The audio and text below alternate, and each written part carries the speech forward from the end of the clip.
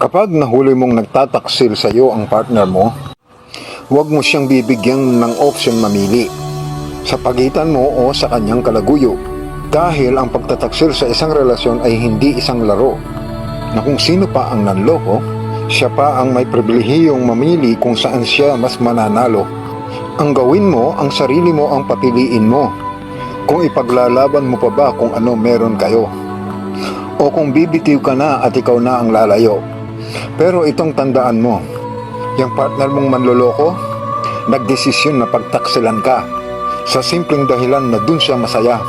Pinili niyang maging masaya sa piling ng kaluguyo niya. Kahit alam pa niya na ang kapalit nito ay ang ikawawasak mo.